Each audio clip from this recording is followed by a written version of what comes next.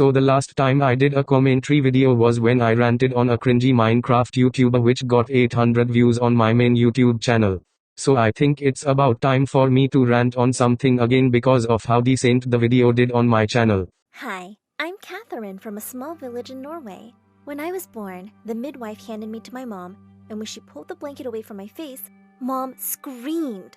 All the village women standing around gasped. Dad came running into the room and he looked at me, horrified. There's absolutely no fucking way you would even know exactly what happened when you were born unless your parents told you how it went down, and even then I'd be asking why your parents told you that point of view in the first place. I know these stories are already faked. Pretty much every commentary channel has talked about the shitty story animations at this point, but shitting on these channels just don't get old, and it's hilarious as fuck. My God! Your family's curse is upon us! She looks exactly like your sister, the ugly one! I had no idea what they were talking about then. No shit, you were literally a child at the time. So of course you wouldn't understand. But in time, it became much clearer. Everyone in my family thought I was the ugliest girl ever.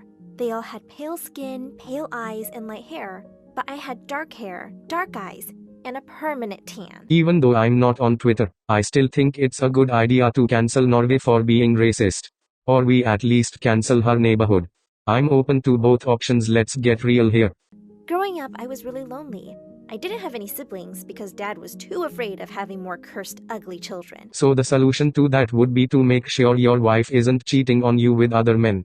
Even though Catherine mentioned that she looks like her mom's sister, we can't deny the fact that the chances of two white people having a tan child are very slim. One afternoon when I was 11, I snuck out my window and was sitting under a tree when a woman approached me. She said she was from the States and asked if she could take a photo of me in a heavy Norwegian accent. So you are telling me that some random woman wants to take a picture of some random little girl that's sitting outside of her own home? Yeah, sounds legit to me. I'm not an animal in a zoo that you can take photos of and laugh at. Why would I laugh at you, child? I think you're beautiful. Can I meet your mom and dad? She seemed nice, so I took her home. But as soon as I saw her holding my hand, I lost it. Before I could say a word, my parents dragged me inside and slammed the door in the woman's face. The American lady came back after a year, and this time, she brought a lawyer. She introduced herself as Betty and said she'd like to adopt me and take me to America with her. You only met the girl for 5 minutes and then come back a year later to adopt her.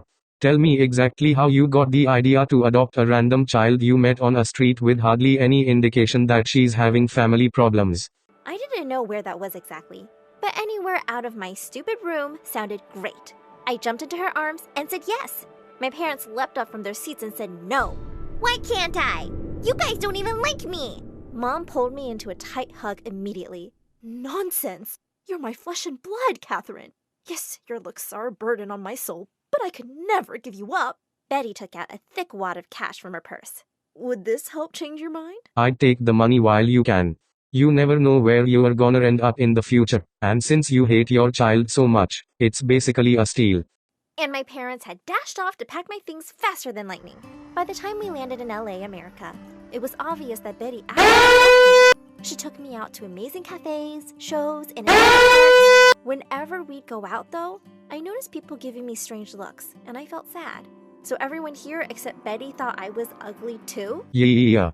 How does it feel to be looked down on from public, bitch? On my first day of school, I was getting the usual stares, but then something completely unexpected happened. I was surrounded by all these kids, and they were actually saying nice things to me. Love your beautiful tan. I could look into your eyes forever. How about a date this evening? It's coming! It's coming!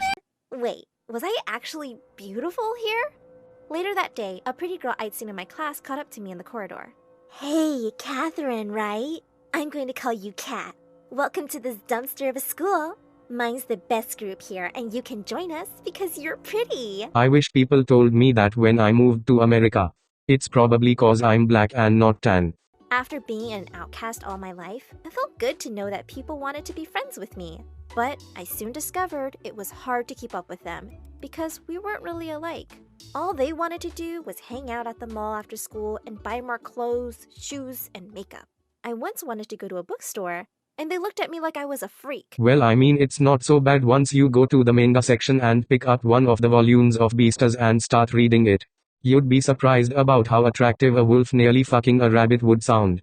One day when I got to school, I found Stella and the other girls gathered around Leah, one of the girls in our group. She was crying, and when I asked what happened, Stella whispered, Leah's dad lost his entire fortune. She's like really poor now. Poor thing. And coming back on what I said earlier in the video about never knowing what can happen in the future, this is a great example. So I applaud Catherine's parents for choosing money over a child they hate. So the rest of the video is basically just Catherine and Stella losing their friendship over the broke girls bullshit. But with that being said, this video is a joke, so if anyone from Twitter is watching, you can put down your guns and knives and then take a walk outside of your houses to get a breath of fresh air. If you can't walk, then use a wheelchair. With all that being said, pressing the subscribe button does nothing beneficial, so you can go now.